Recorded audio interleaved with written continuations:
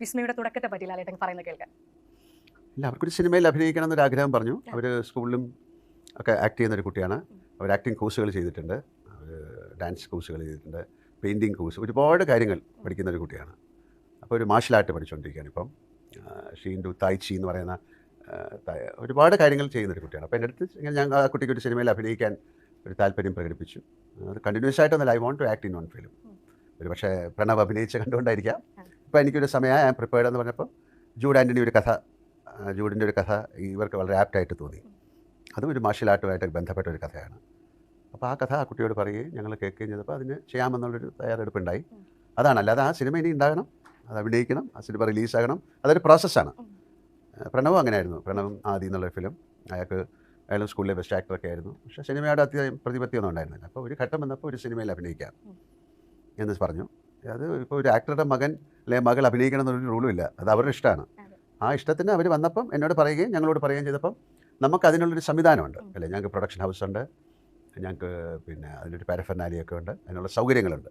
അപ്പം നമ്മുടെ സൗകര്യത്തിൽ നിന്നുകൊണ്ട് തന്നെ അവർക്കൊരു സിനിമ ചെയ്ത് കൊടുക്കാൻ സാധിക്കുന്നൊരു സമയമാണ്. അപ്പോൾ അതുകൊണ്ടാണ് വിസ്മയ്ക്ക് ഒരു സിനിമ കിട്ടിയത്. അല്ലാതെ നാളെ മോഹൻലാലിൻ്റെ മകളാണെന്ന് പറഞ്ഞിട്ട് സിനിമയൊന്നും കിട്ടില്ല. നമ്മൾ you have to prove your self.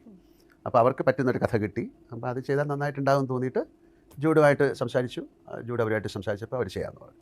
ഇപ്പോൾ ലാലേട്ടൻ എന്തായാലും എല്ലാ പാരൻസിനും നമ്മുടെ മക്കൾ ഒരു പുതിയ മേഖലയിലോട്ട് കാലെടുത്ത് വയ്ക്കുമ്പോൾ അതിനൊരു ആകാംക്ഷ ഉണ്ടാവും. അപ്പോൾ ലാലേട്ടൻ്റെ ഒരു എക്സൈറ്റ്മെന്റ് എന്താണ്? അപ്പോൾ അതോടൊപ്പം തന്നെ വിസ്മയ ഭയങ്കര എക്സൈറ്റഡ് ആണോ ലാലേട്ടൻ? അവരുടെ കാര്യം എനിക്കറിയില്ല, അവർ എക്സൈറ്റഡ് ആയിരിക്കുമല്ലോ. അല്ലെങ്കിൽ പിന്നെ അവർക്ക് നമ്മളൊരു ഫാമിലി എല്ലാം സിനിമയായിട്ട് ബന്ധപ്പെട്ട ആൾക്കാരാണ്. അപ്പോൾ എൻ്റെ ഫാദറിലോ അല്ലെങ്കിൽ എൻ്റെ വൈഫിൻ്റെ കുടുംബമൊക്കെ സിനിമയായിട്ട് ബന്ധപ്പെട്ടുകൊണ്ട് അതിലുള്ള എക്സൈറ്റ്മെൻറ്റ് എനിക്കറിയില്ല. എനിക്ക് അങ്ങനെ ഒരു എക്സൈറ്റ്മെൻ്റ് ഒന്നുമല്ല. അതാ നന്നായിട്ട് ചെയ്താൽ അവർക്ക് കൊള്ളാം, അങ്ങനെയല്ലേ പറയാൻ പറ്റുള്ളൂ.